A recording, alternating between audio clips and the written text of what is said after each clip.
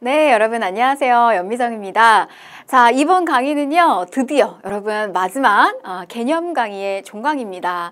자, 여러분들 오늘 배울 내용은요, 우리가 앞에서 배웠던 내용들을요, 지역사별로 좀 알아볼 거예요. 그래서 이렇게 이제 어느 지역을 주고 여기에서 일어났던 사건이 뭐냐, 이렇게 묻는 문제들이 한능검에서 많이 출제가 되기 때문에 이 파트를 다시 한번 정리해서 좀 보여드리도록 할 거고요. 자, 그 다음에 유네스코 세계문화유산 그리고 세시풍속과 관련된 문제가 한 문제씩 꼭 출제가 됩니다. 이런 부분들 좀 한번 쭉 가볍게 정리해 드리도록 할 테니까요. 여러분들도 너무 어렵지 않게요. 그냥 가볍게 잘 쫓아오시면 되겠습니다. 자, 그러면 내용 들어가 보도록 할게요. 자, 이 통합 주제는요, 여러분 2문제에서 3문제 정도가 출제가 되고 있어요. 적지 않은 비중이고요.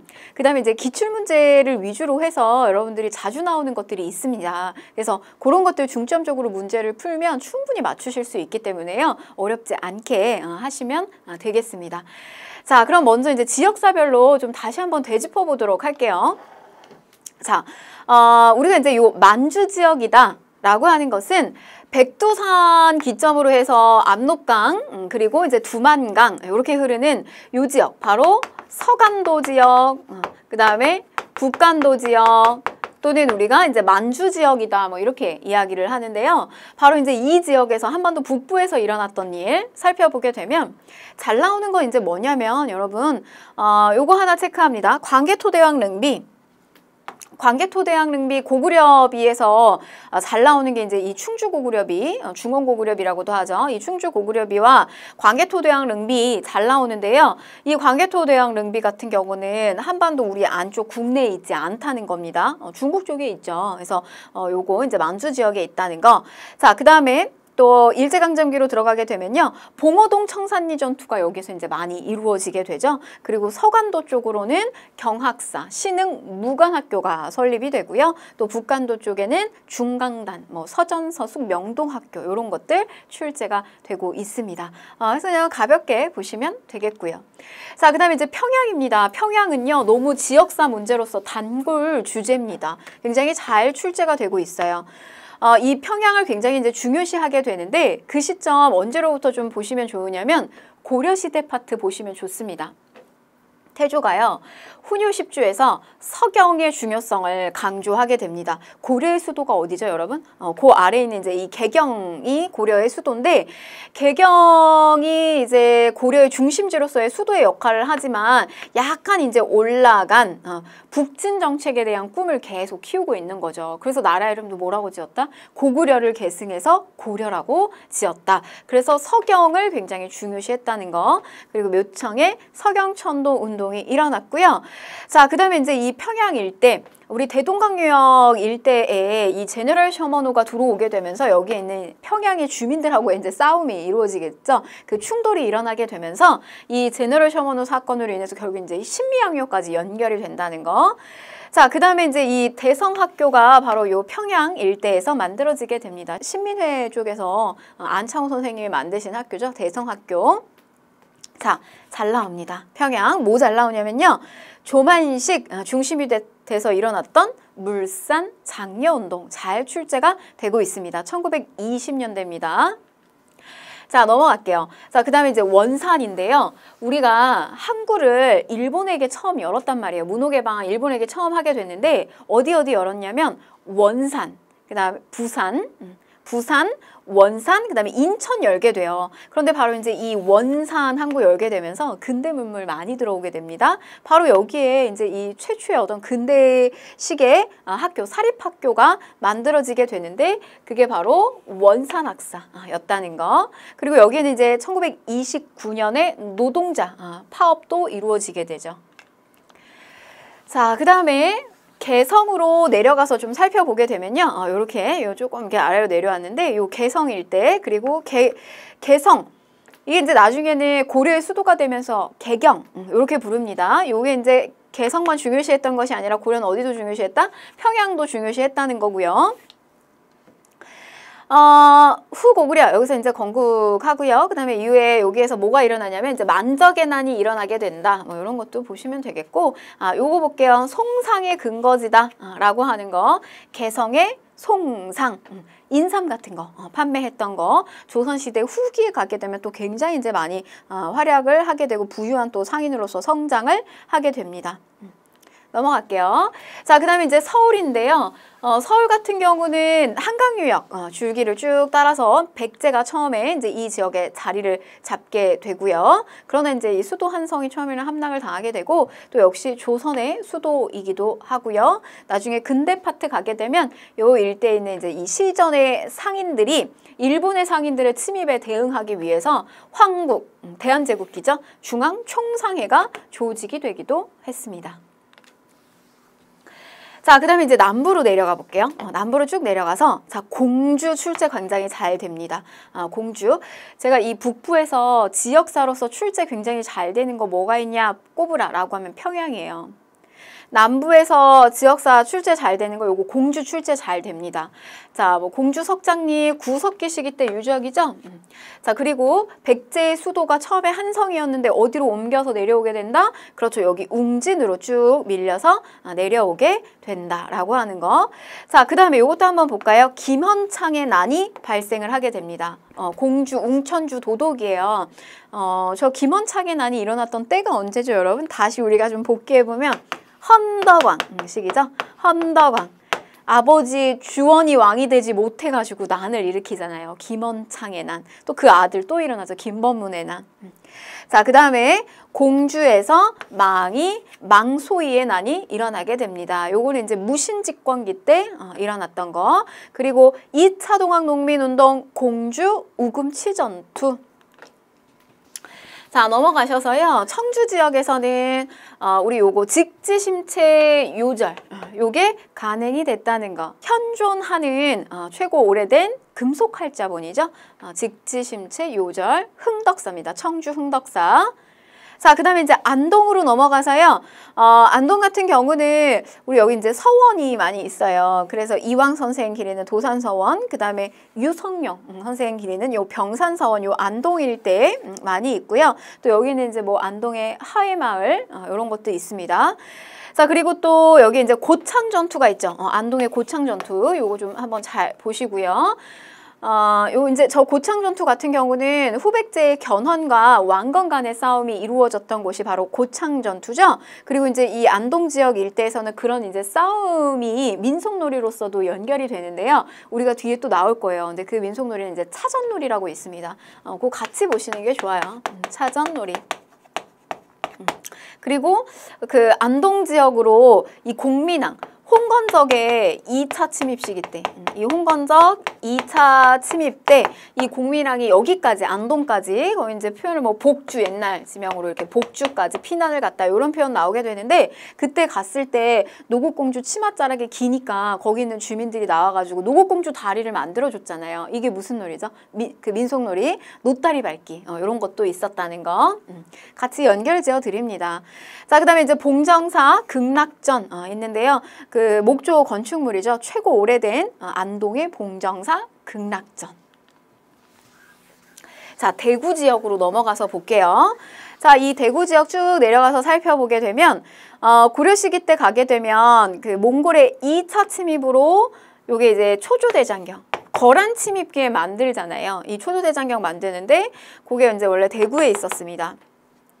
자, 그리고 국채보상운동 어디에서? 대구에서 시작이 됐다라고 하는 거. 평양에서요. 조만식 물산장려 운동이 있었다면요. 대구에서 국채보상운동 서상돈이 있었습니다.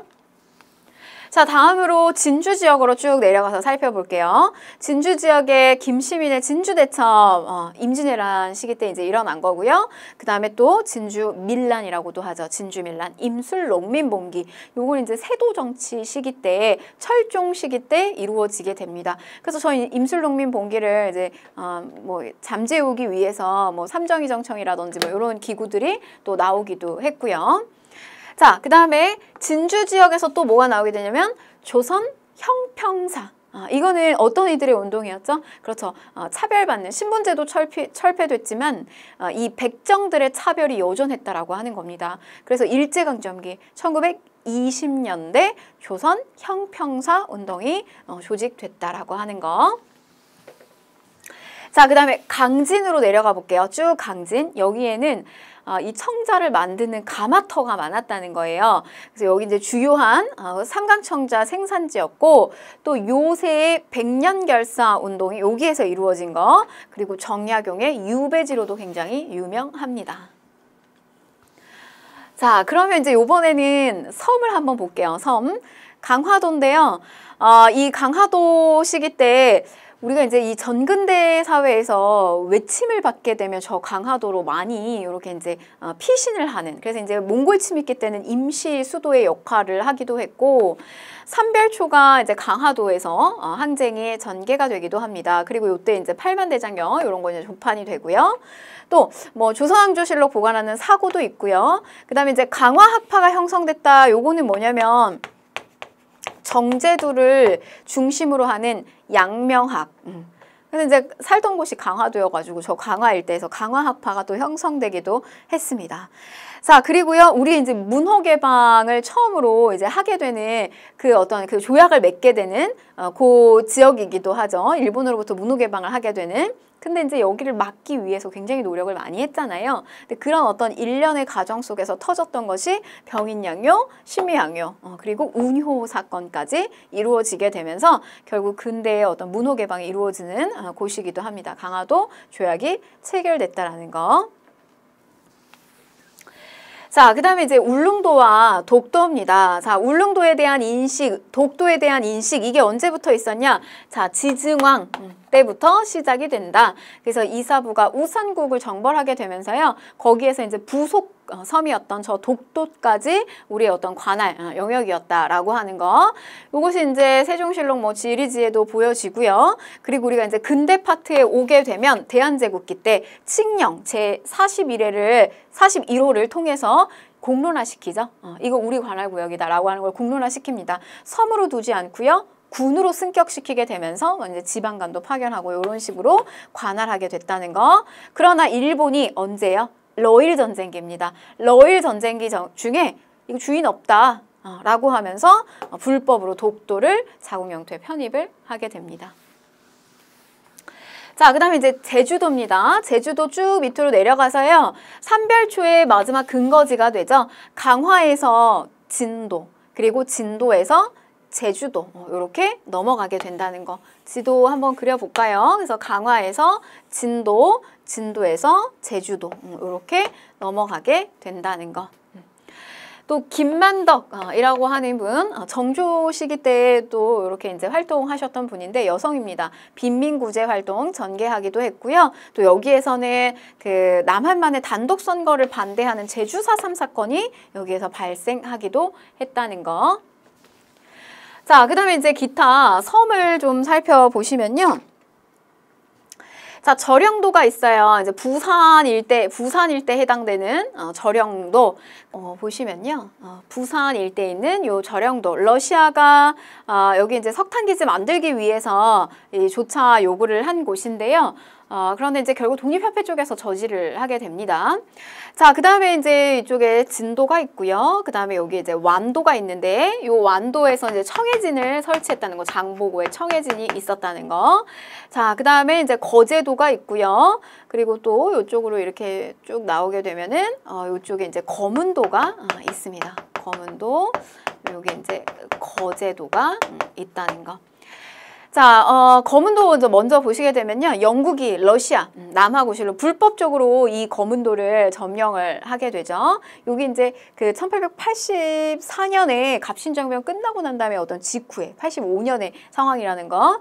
자, 그 다음에 뭐 완도 넘어가고요. 그 다음에 거제도 같은 경우, 이 거제도는 이 흥남 철수에서 당시 여기에 이제 흥남에 묶였던 사람들을 거제까지 또 많이 이렇게 운반을 안전하게 또 운반을 했던 곳이기도 하면서도 또 여기에 이제 포로 수용소가 설치된 곳이기도 합니다. 이제 유네스코에 등재된 우리의 문화재, 우리가 반드시 지켜야 되는 세계와의 약속이죠. 요 문화재들 좀 한번 살펴보도록 하겠습니다. 자, 세계문화유산인데요. 우선 저 팔만대장경하고 관련된 어떤 그 장경 판전, 저건 이제 팔만대장경을 보관하고 있는 곳입니다. 그래서 이 목판을 보관하기 위해서 만든 건축물, 요것도 유네스코에 올라와 있고요. 그 다음에 이제 이 팔만대장경 목판 역시도 유네스코에 등재가, 기록문화유산으로 등재가 되어 있죠. 그러니까 저것을 그 팔만대장경판을 판각하고 이렇게 조성한 것 자체도 대단하지만 저게 하나도 썩지 않고 이렇게 습기에 이렇게 뒤틀릴 수도 있고 하잖아요. 썩을 수도 있고요. 그런데 저게 하나도 벌레 먹지 않고 그대로 유지시켰다는 거예요. 그래서 저걸 보관하고 있는 저 장경 판전 역시 굉장히 어떤 과학적인 건축 기술이 반영된 것이다 라고 해서요. 세계 유네스코 문화유산에 등재가 되어 있습니다. 자, 그 다음에 종묘죠, 종묘. 이 종묘는 우리 이 경복궁을 중심으로 해서 좀 살펴보게 되면요. 뭐 이제 이 경복궁 앞에 이렇게 광화문이 있다라고 하면 여러분들이 이렇게 앞쪽을 쭉 보고 계신 거예요. 그러면은 이 등을 지고 경복궁을 등지고 앞쪽 쭉 보고요. 좌묘, 우직입니다. 그래서 이쪽에요. 좌쪽에 종묘가 있고요. 자, 이쪽에 사직단이 있어요. 그래서 바로 이제 이 종묘 같은 경우 이제 조상의 왕과 왕비, 신주, 왕실의 정통성 이런 것들 보여주기 위해서 만들어 놓은 거죠. 그래서 제사 지내기 위한 사당 있었다는 거. 또 그 우리 이 문화유산에는요.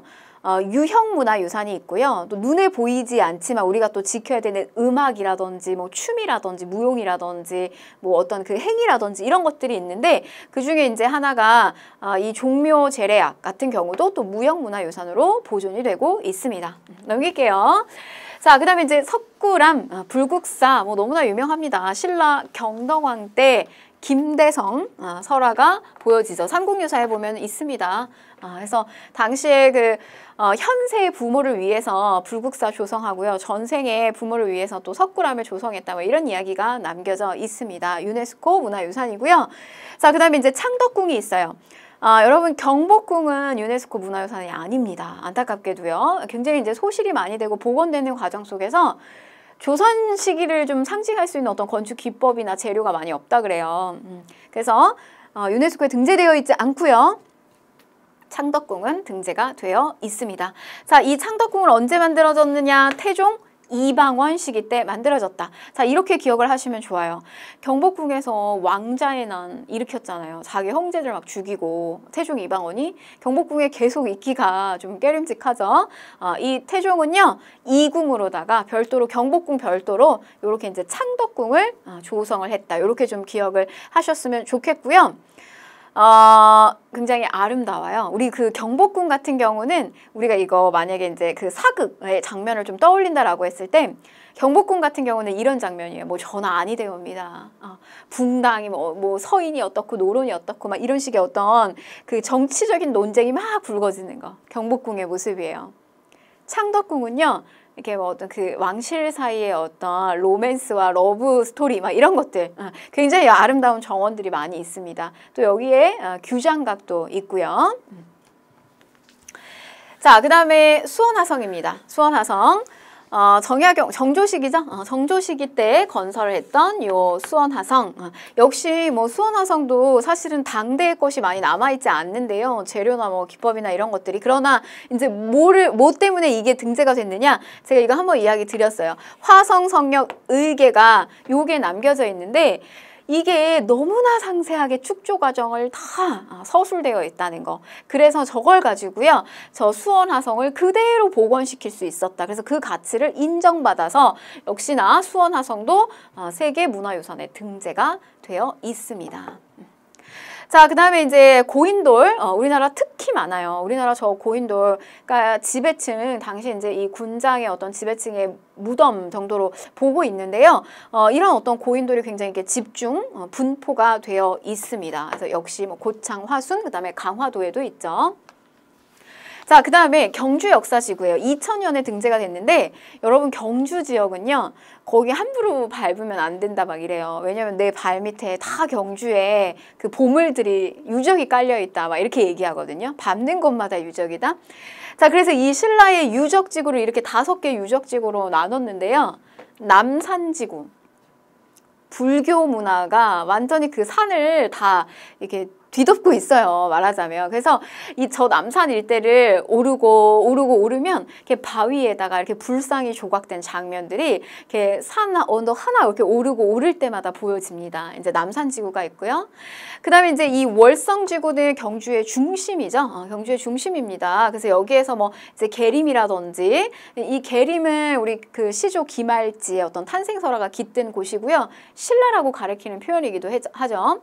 그다음에 이제 안압지, 궁궐, 그리고 뭐 이제 첨성대 요런 것들이 이제 저 월성지구에 많이 보여지고요. 안압지는 여러분 뭐 굉장히 그 아름다운 곳입니다. 그래서 이제 뭐 그 월지라고 하는 것은요. 보면 이렇게 그 달이 비추게 되는데 그 달이 이렇게 연못가에 이렇게 같이 비추는 그 건축물이 너무나 아름다워요. 그래서 요런 어떤 동궁과 월지 같은 경우 꼭 나중에 가보시고 그 다음에 대릉원, 요거는 이제 고분들이 많이 있는 곳입니다. 그래서 저 고분에서도 연인들이 이렇게 많이 가가지고 사진을 굉장히 많이 찍더라고요. 그래서 가을이면 가을, 그다음에 뭐 봄이면 봄, 이렇게 배경 삼아서 많이 찍는데요.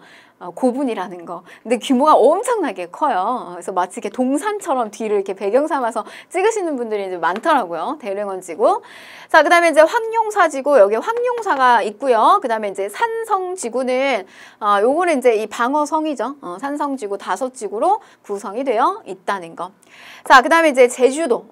화산섬, 용암동굴, 요런 것도 최초의 자연유산 지구입니다. 제주도. 자, 그 다음에 이제 조선의 왕릉, 왕하고 왕비 추존된 이런 이제 무덤, 부속시설 같은 것들도 문화유산 등재되어 있고요. 그 다음에 이제 마을도 등재가 되어 있어요. 유교적 양반 문화를 그대로 간직하고 있는 거, 우리가 볼 수 있는 거. 그 이제 대표적인 게 안동의 화해마을, 또 경주의 뭐 양동마을이 있습니다. 그다음에 또 남한산성 역시 요 이제 조선시대 유사시 대비하여 우리 이 남한산성은 병자호란 때 전 남한산성에서 이제 갇히게 되죠. 요 지역 산성도 유네스코에 등재가 되어 있고요.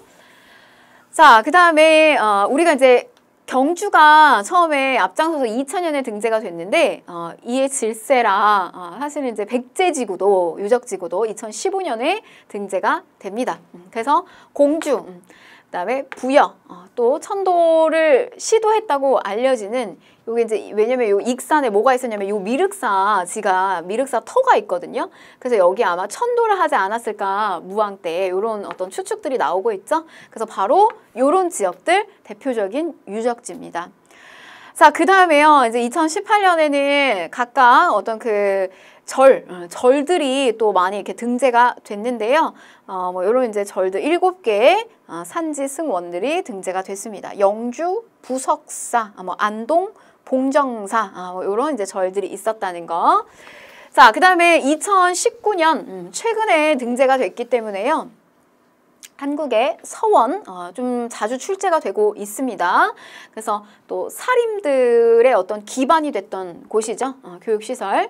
그래서 영주의 소수서원. 요 소수서원 처음에는 이름이 뭐였죠, 여러분? 백운동 서원이었어요. 그래서 최초의 서원이죠. 그랬다가 요게 이제 그 풍기군수로 두 번째, 처음에 이제 주세붕에 의해서 만들어지잖아요. 그러다가 이제 이후에 이황의 건의에 의해서 국가로부터 현판도 받고요. 여러 가지 재정적 지원도 받습니다. 나중에 이제 이름을 소수서원 이렇게 바꾸게 되는 거. 그 다음에 이제 이 논산 도남서원은요. 그 예학을 발달시키고 연구했던 분이세요. 김장생. 그래서 이 김장생 선생을 기리는 서원인데요. 조금 요게 출제가 돼가지고 수험생들이 좀 어려워했습니다. 좀 기억해 주시고요. 9개의 서원 이렇게 들어왔다. 그리고 이제 뭐 도산, 병사는 너무 잘 출제되니까 안동이죠. 둘 다 안동 지역이고요. 도산 같은 경우 이황 선생님, 그리고 병산 같은 경우는 이제 유성룡 선생님 기리는 곳. 자, 조선왕조실록 빼놓을 수 없습니다. 조선 태조부터 철중까지의 내용들, 처음 초고본이죠. 사초하고 관청의 기록들 시전기 바탕으로 편년체 역사서입니다. 맨 마지막에 그 고종하고 순종은 일제강점기 쪽에 어떤 좀 입장 탕압 들어갔기 때문에 그 시기는 조금 주관적이다라고 해서 빠져 있습니다. 그래서 태조부터 철중까지가 이렇게 올라가 있고요. 자, 그 다음에 이제 훈민정음 어떻게 만들어졌느냐 쭉 풀어놓은 거예요. 해례본, 요거 해설서입니다. 그래서 한글이 만들어지게 됐던 어떤 여러 가지 원리라든지 그런 내용들을 담고 있는 거. 자, 그 다음에 이제 승정원 일기 같은 경우는요. 승정원 뭐 하는 곳이죠, 여러분? 그 왕명 출납하는 곳이죠. 비서, 국왕의 비서죠. 그래서 요런 이제 승정원 일기, 국왕의 업무 내용을, 당대 업무 내용 잘 알 수 있잖아요. 그래서 요것도 기록문화유산입니다. 자, 그 다음에 직지심체 유절입니다. 현존하는 가장 오래된 금속활자본이라는 거고요. 그러나 우리나라에 없어요. 요거는 이제 프랑스 국립도서관에서 보관하고 있다는 거. 그렇지만 이제 저거는 여러분 약탈당한 거는 아니에요. 우리 약탈당한 건 강화도 외교장각에 있는 의계가 약탈당한 거고요. 요거는 우리가 이제 이 프랑스하고 교류를 하게 되면서 당시에 그 주한공사가 요거는 사가지고 간 겁니다. 그래서 여기 이제 프랑스에 보관이 되어 있다는 거. 어디에서요, 여러분? 청주 흥덕사에서.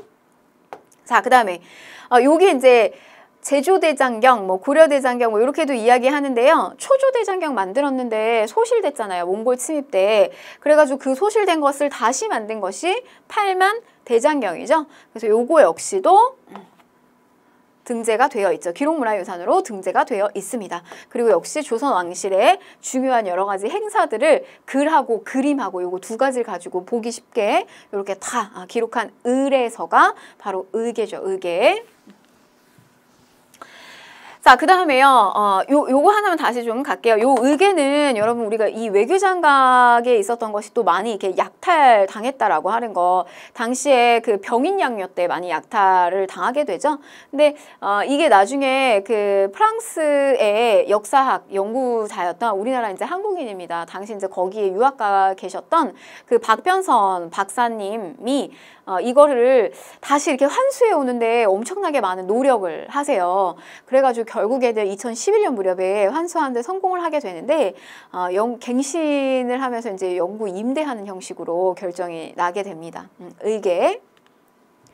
자, 그 다음에 동의보감.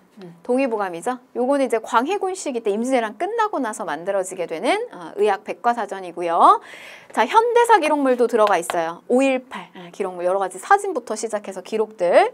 자, 그 다음에 일성록이 있는데요. 요 일성록은 뭐냐면 정조가 세손 시절부터 쓴 일기예요. 근데 이거는 세계에 유례가 없는 거예요. 그러니까 뭐냐면 왕이 자기가 중심이 돼가지고 왜 우리 일기 쓸 때 나는 오늘 뭐 했다 이렇게 정말 내가 주어가 돼서 쓰잖아요. 근데 뭐 조선왕조실록이나 이런 거는 보게 되면 사실은 어떻게 보면 사관이 삼자가 당대에 기록하는 거잖아요. 근데 이거는 왕이 자기가 스스로 쓴 기록이란 말이에요. 일기란 말이에요.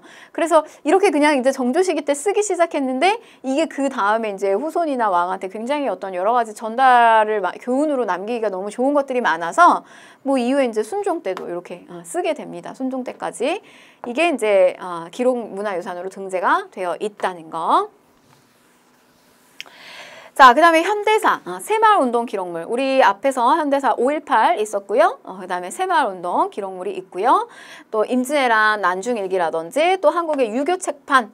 자, 현대사 기록물 이산가족 찾습니다. 라고 하는 요 기록물도 현대사 기록물로 등재가 되어 있습니다. 자, 그 다음에 뭐 이제 조선 왕실의 그 도장이에요. 저 어보는 저 도장 그리고 그 교서 이런 것들도 등재가 되어 있고요. 또 조선 통신사 기록물. 그래서 이게 이제 12회 정도가 파견이 되는데 한 번 갈 때마다 엄청나게 많은 몇백의 인원이 간다고요. 그리고 뭐 1년, 길면 1년 정도까지 머물게 돼요. 그래서 문화적 교류를 굉장히 많이 하다 보니까 그런 것들이 이제 남겨진 기록들이 우리에게 굉장히 이제 소중해야 하기 때문에 요것도 기록유산으로 등재가 되어 있다는 거. 자, 그 다음에 국채보상 운동 기록물입니다. 국채보상 운동 기록물. 자, 문제 한번 풀어볼게요. 자, 다음 책에 대한 설명으로 옳은 것을 골라라. 직지심체 요절이네요. 자, 내용 보시면 자, 정답 몇 번일까요, 여러분? 주자소. 주자소를 설치하였다. 여러분, 이 주자소가 설치가 되는 거 활자 만드는 거잖아요. 이게 활자 만들어서 인쇄하는 거, 금속 활자로. 이거 태종시기 때 나오잖아요. 요거는 이제 관련성이 없고요. 자, 그 다음에 조선시기로 들어가니까. 자, 그 다음에 2번. 신미양요 때 약탈 아닙니다. 이거를 여러분 자꾸 이제 장난을 치는 게 신미양요 또는 병인양요 때 약탈됐다. 근데 이거 약탈된 게 아니라고요. 자, 그 다음에 3번. 불국사 3층 석탑 안에서 발견되었다. 요거는 이제 무구정광 대다란이경이고요. 자, 4번. 청주 흥덕사. 금속활자로 간행이 되었다. 세계 기록유산으로 해인사에 보관되어 있는 것은 팔만대장경이죠. 자, 가에 대한 설명으로 옳은 것을 보기 위해서 골라라 라고 했는데 해인사에 보관되어 있는 가의 우수성을 알리기 위해서 축전을 개최합니다. 자, 경남 합천 해인사에 있는 거 팔만대장경이죠. 자, 주자수에서 제작을 담당하였다. 요거 아니고요. 다 고려 우리가 문화유산이고요. 니은 거란격태 염원을 담아서 만들었다. 요거는 초조대장경이죠. 자, 최씨 무신정권의 후원으로 제작되었다. 그래서 이제 최후 시기 때 맞는 내용이고 유네스코 세계 기록유산으로 등재가 되어 있습니다. 정답은 디귿하고 리을이 되겠습니다. 자, 다음 기출주제 마지막 70주제입니다. 세시풍속과 민속놀이인데요. 자, 내용 보실게요. 가볍게 보세요. 여러분 이 세시풍속과 민속놀이는요. 기출문제 위주로 좀 보시고요. 그리고 여러분 이 파트는 우리의 어떤 그 1년의 한 해를 보내면서 그 시간마다 가족들과 함께 보내는 명절들이 막 끼어 있어요. 그리고 이때 실시되는 아직까지 남아있는 어떤 우리의 놀이 같은 것들 그런 것들 이제 떠올리시면서 가볍게 공부하시면 되겠습니다. 자, 설날에 뭐 하나요, 여러분? 나이 1살 먹는다. 그래서 우리 떡국도 먹잖아요. 떡국 먹고 새 옷으로 갈아입고 부모님께 인사도 드리고 조상에게 차례나 성묘를 지내기도 하고요. 이런 거 그냥 자연스럽게 떠올리시면 됩니다. 설날이죠, 설날. 윷놀이, 널뛰기 이런 것들. 지금은 뭐 우리가 이렇게 집에서 이걸 하진 않잖아요. 그런데 이제 어떤 문화적 행사나 이런 데 때 여전히 이걸 조금 계승하기 위해서 이런 윷놀이나 널뛰기 같은 것들 합니다. 윷놀이 같은 경우는 우리 가족들 모여서 설날에 또 집에서 하기도 하죠. 자, 그 다음에 정월 대보름이에요. 1월 15일. 처음 1년 중에서 보름달이 쫙 하고 뜨는 날. 요게 부모님 생신이에요. 개인적으로는 제 부모님 생신이어가지고 어머님 생신이어가지고 이날은 항상 제가 어렸을 때부터 늘 이렇게 집안에서 이렇게 기름 냄새가 났던 것 같아요. 이날이 되면. 그래서 이렇게 뭘 하나 엄마가 이렇게 뭘 하나 이렇게 살펴보면 이렇게 나무를 묻히고 계신 거예요. 그리고 이제 오곡밥을 만들고 있고. 그래서 이날은 물론 이제 그 자녀인 제가 했어야 되는데 어리다 보니까 부모님이 이날은 뭔가 이렇게 생일 겸 그다음에 우리 이제 잔치 겸 이런 걸 굉장히 많이 했던 것 같아요. 그래서 이때 뭐 하냐면 이렇게 나물 같은 거 묻혀서 많이 먹어요. 그리고 이제 뭐 부스럼 예방한다라고 해서 그 딱딱한 거를 씹죠. 그래서 호두라든지 잣이라든지 이런 것도 이제 많이 먹는 거고 또 쥐불놀이 같은 거, 달집 태우기. 그다음에 이제 이 차전놀이가 정월 대보름에 합니다. 요거 어디에서 이루어지는 거냐면 안동에서 이루어지는 거예요. 또 나옵니다. 자, 그 다음에 입춘대길. 이거 이제 지방 쪽에 이렇게 쭉 가보게 되면요. 이렇게 문 앞에다가 이렇게 붙여놔요. 그래서 뭐냐면 이제 봄을 맞이하는 건데, 봄 맞이하면서 이때 이제 뭐 좋은 일이 많이 들어와라. 이제 이런 의미로 이런 것들 이제 대문 앞에 붙입니다. 입춘. 봄이 오는 거죠. 봄이 세워지는 거, 봄이 오는 거고요. 그 다음에 이제 강남 갔던 제비가 오는 날, 음력 3월 3일이에요. 삼진날, 음력 3월 3일. 날씨가 이제 따뜻해지는 겁니다. 뭐 경치 보시고요. 자, 넘어갈게요. 한식은 뭐 하는 거냐면 저 한자가 차갑다 할 때 한이에요. 찰한. 그래서 이 시기는 불 피우지 않아요. 그래서 찬 음식을 먹는 날입니다. 한식. 자, 그리고 단오입니다. 단오. 음력 저 5 이렇게 기억하시면 되겠어요. 음력으로 5월 5일인데요. 단오날 뭐 하냐? 잘 나와요. 이 단오가. 여러분 이 단오날 보면 그림이 하나 있어요. 그 단오풍정이라고 하는 신윤복의 그림이 있는데 거기에 보면 이 여자들이 그 창포에다 물 머리 감고요. 한쪽에서 이렇게 널뛰기도 하고요. 이런 모습 그려져요. 그래서 그 단오풍정 모습 좀 기억하시면 좋을 것 같아요. 그리고 이제 이 날은 우리가 이제 술인날 이런 표현도 쓰거든요. 단오, 수린날 이런 표현도 쓰는데 수레바퀴 모양의 그 떡을 만들어서 해 먹었다라고 해서 이제 수린날이라고 합니다. 그리고 뭐 앵두 화채도 만들어 먹고요. 뭐 이런 것들, 뭐 씨름, 남자들은 씨름도 하고요. 여자들은 그네 뛰는 거 이런 것도 하고요. 돌 던지는 거 석전 뭐 이런 것도 합니다. 자, 그다음에 이제 또 하나 보시면요. 단오선, 이거는 뭐냐면 단오 부채예요. 그러니까 이제 여름이 다가오는 거거든요. 음력 5월 5일이면. 그래서 이제 날씨가 더워지니까 임금이, 왕이 신하들에게 부채를 이렇게 선물로 주면서 여름을 잘 나라는 이런 단오 부채 같은 것들, 이런 것들 선물했다는 거. 자, 그 다음에 유두입니다. 이 유두는요, 흐를 유, 머리두 이렇게 생각하시면 돼요. 그래서 흐르는 물에다가 머리나 몸이나 이런 것들을 깨끗이 씻어내는 날, 그래서 서늘하게 또 하루를 보내는 날, 이렇게 보시면 되겠고요. 7월 7일, 칠석이에요. 견우와 직녀가 만나는 날. 그래서 뭐 직녀처럼 바느질 솜씨 좀 잘 되게 뭐 빌어달라 뭐 이런 것들 보시면 되겠고요. 자, 그 다음에 백중입니다.